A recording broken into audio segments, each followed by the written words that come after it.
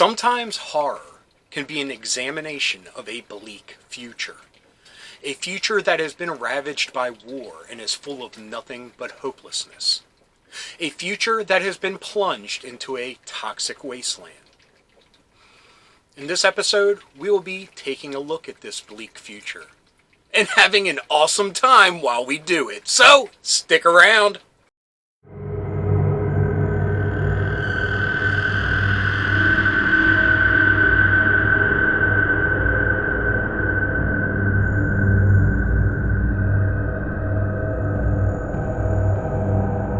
Hello, fellow dorks and dorkettes, and welcome to It Came From My Side of the Laundry Room.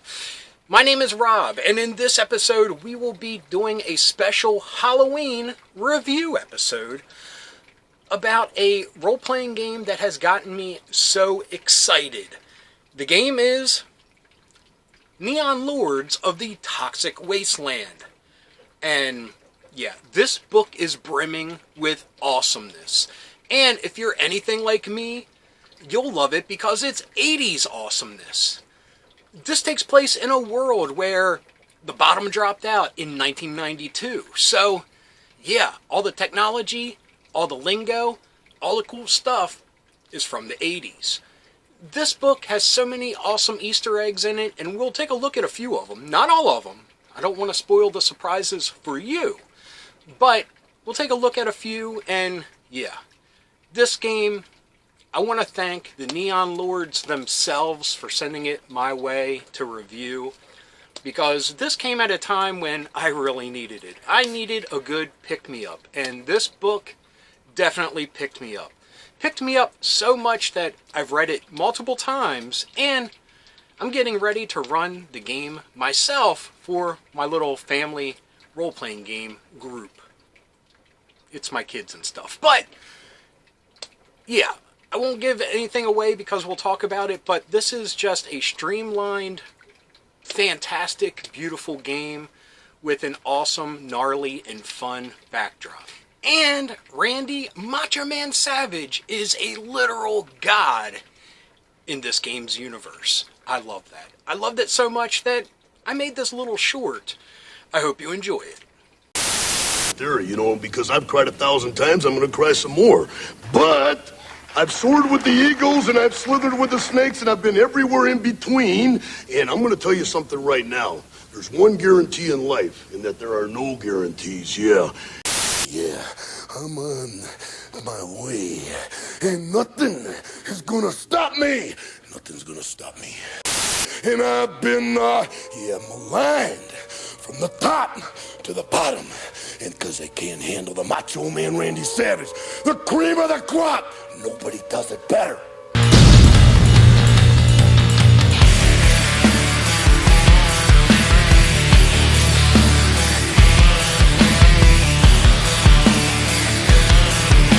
Anyway, I'm a novice, of course, when it comes to editing, so I'm sure there's plenty of little hiccups. I mean, I hope that I show this game so much respect in my review, because it deserves it. So, without further ado, let's jump over and review this awesomeness.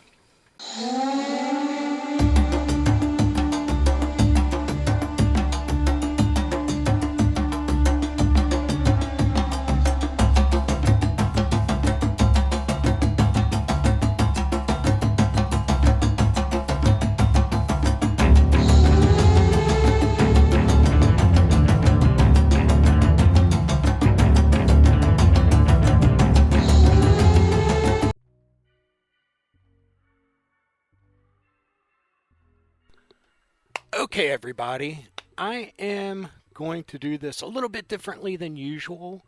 I used to just flip through the books and talk about what I saw, but I wanted to do something new and different and hopefully better. We'll have to see. Anyway, here is Neon Lords of the Toxic Wasteland, and just a quick little summary of what it's all about. Millions of years ago, in the year 1992, was the beginnings of the Neon Wars, and that is what destroyed the planet Earth. Now, many, many eons later, we have mutants and humans alike rummaging through the muck and the junk, just trying to survive. And of course, with that survival comes adventurers. And you are these adventurers, which are called the Scumdogs, which takes a page right out of Guar's book, which I love. And any adventuring Scumdog needs an awesome area to explore. This is Neo-Terrax, and it's the remains of America.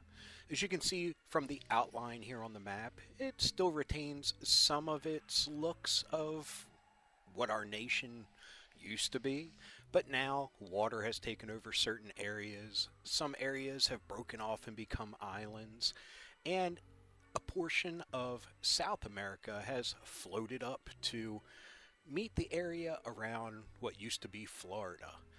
Now, there is a lot of really neat areas that they added to this that they go into detail in the book of, but two of the things I want to point out are Easter eggs. I mentioned I wouldn't give too many away, but I can't help but pick these two out.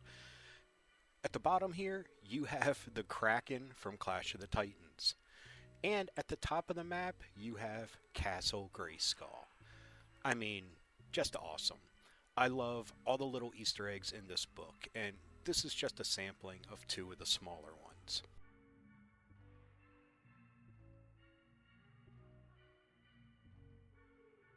Okay, now for the nitty-gritty, the system itself, which is called the Super Savage System, 16-bit rad RPGs. And yeah, it is a nice, compact, fun little system.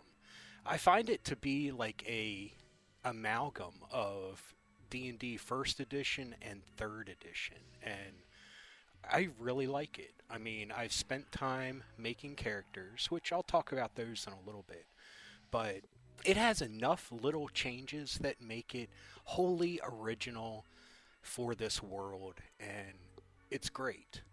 So we're going to start off with the stats. You have 7 stats. You have burliness, which is your strength, prowess, which is agility, endurance, which is your constitution or endurance. You have brains, which is your IQ, attitude, which is charisma, sleaze, which is like your reputation, and fortune, which is your luck. And fortune is very, very sticky in my opinion, because you only get so many points in it, and once you spend them, you don't get them back. So those come with a lot of consequence depending on what you want to use it for. So that's pretty cool, and requires, a save it for a rainy day type of mentality. Now, the skills in this game, there aren't any other than what you get for being in certain classes. But it is so, on the fly, that whatever you want to do, say, I want to jump between 2 buildings, depending on what kind of jump it is, you could use burliness and you make a check, or your prowess to make a check. It all depends on what the Neon Lord, or the Game Master, decides is realistic enough to use. So I think that's really cool. It's not like you get bogged down with all these skills, because even a layman could try something at least once. After you've rolled up your stats, one of the next things you get to choose is your hairstyle. I think it is a really neat original idea, since the game doesn't really have races per se to give you those bonuses to your stats, reactions, effects of drugs, what have you. So they created 22 different hairstyles that allow you to personalize your character while getting those bumps in different stats and things like that. It's a really neat and original idea. And yeah, I've played around with this with a few of the characters I've made, and they've actually helped create and mold the character that I've come up with. I mean, it's amazing how much style plays a part in the background and attitude of your character.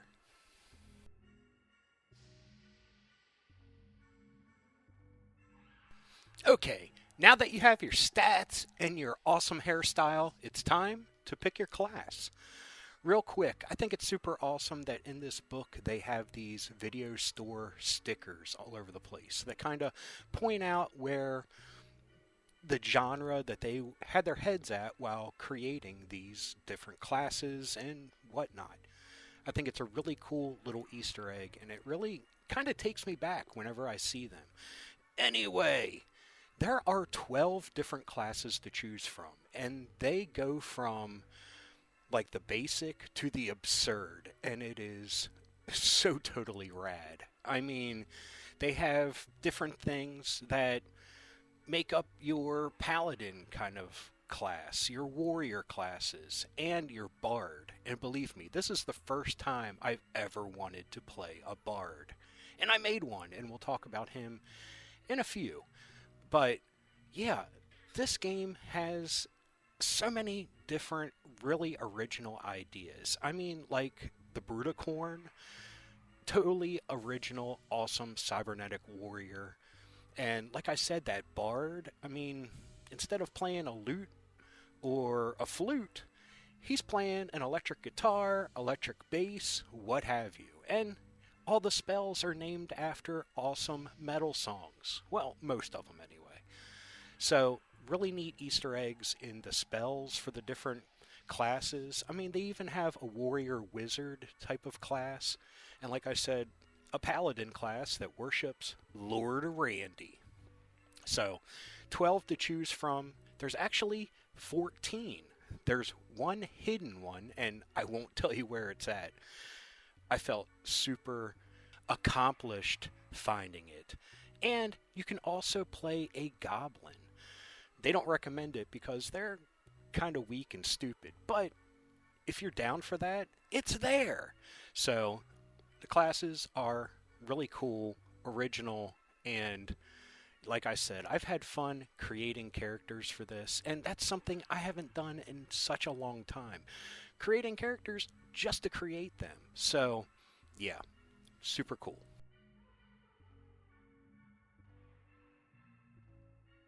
Now let's give a quick rundown on combat, which it's based on just D20 type of combat. Everything's based on the D20 type of system.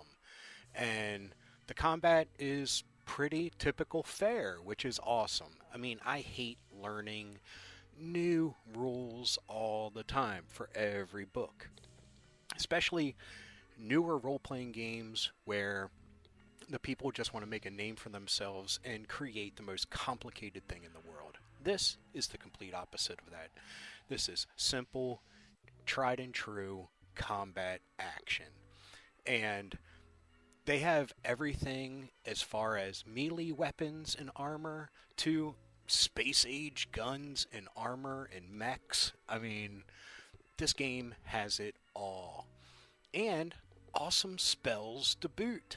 I mean, I love these pictures here because they remind me of the ones in the original first edition D&D book in the spell section. And yeah, the spells are just as gnarly as they look in these pictures.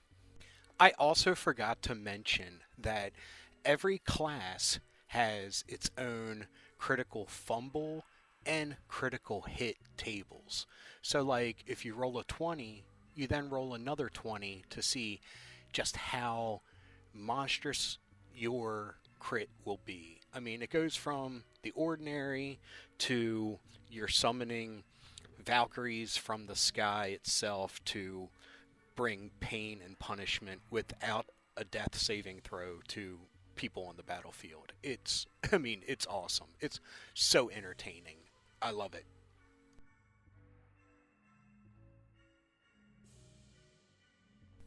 They say you can't have a good hero without some good villains. And this game really brings it with the monsters. Just like with the classes, you have your typical to the absurd. and I love it. There are so many great Easter eggs littered throughout the monster section, or the creeps section as it is known. I'm just going to flash some up here so you can get a good idea of what there is. And their stat blocks are very simplified. It reminds me a lot of the D20 system. And I mean, this uses the Open Gaming license, so I might be not that far off in thinking that. And like I said, awesome Easter eggs, really absurd monsters, and I love it. I mean, it's just your typical nuclear wasteland fare that, yeah, they go above and beyond for. Love it. I know I've said that word way too much with this review, but I can't think of any other word than love for what I've read of this game, and the love that the creator put into it. I mean, yeah. So, take a look at some of these monsters, and that'll be it for the creep section.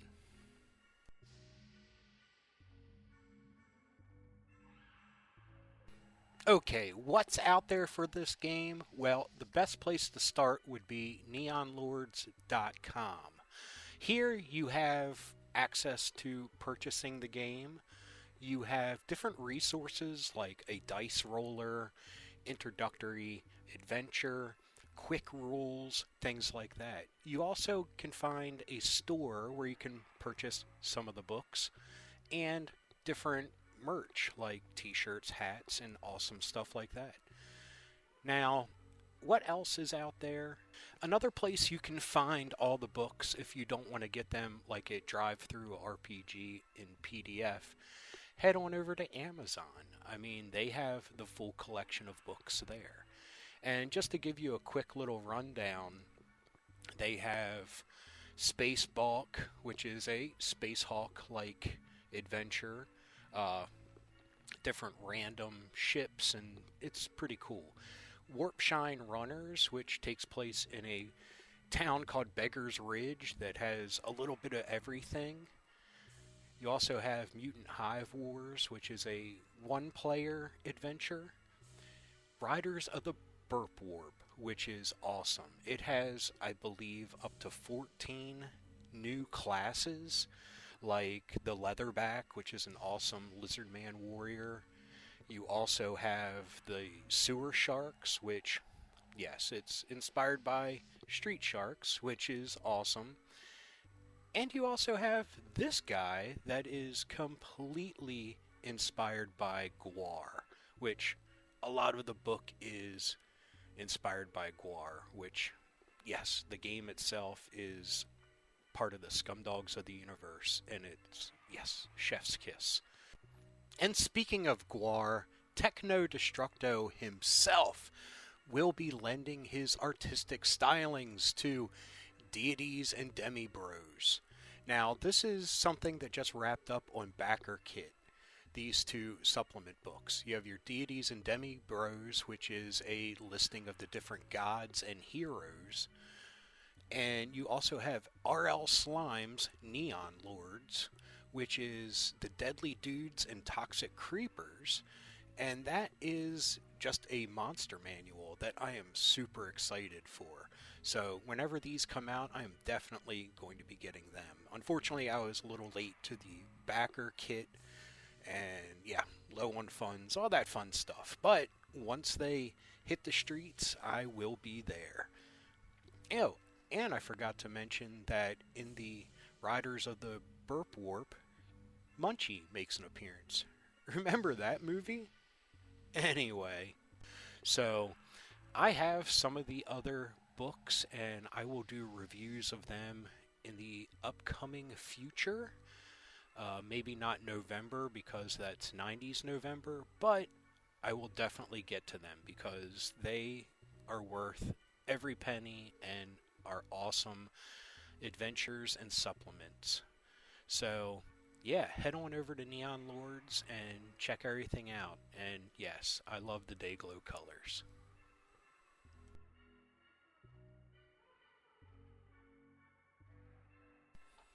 Okay, now to the intro and my final thoughts. My final thoughts are, this game is great. As far as a role-playing game goes, it is solid. As far as a setting and world-building game, solid.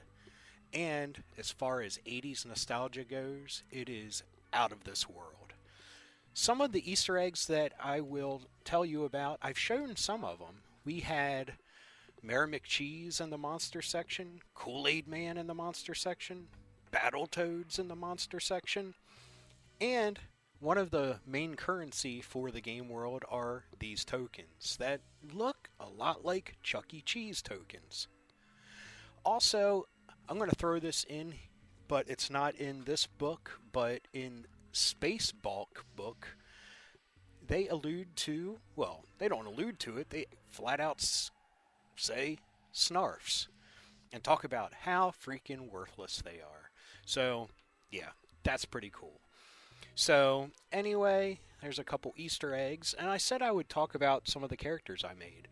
I made a noise thrasher that I based on, like, Glenn Danzig / Eerie Vaughn from Misfits. So I gave him the devil lock, and he plays the bass. I also made one of the Night Stalkers, which is the ninja / samurai type of class. And I enjoyed making the characters. It was very fun. I mean, it was a good jump into all the different things they had to offer, and I loved every second of it. So anyway, buy this game if you love RPGs, if you love post-apocalyptic settings, if you love the 80s. Buy it if you just want a cool thing to read. But anyway, I hope you enjoyed this episode. If you did, please give me a thumbs up. If you got something to say, please leave a comment. I love reading them, and I love getting back to everyone. And if you're new around here and you enjoyed this, or any of the other episodes that YouTube is recommending, please hit subscribe. And if you hit that little bell icon, you will be notified whenever there's a new episode. So anyway, until next time, thanks for watching. Go buy the game. Keep being rad, and stay dorky.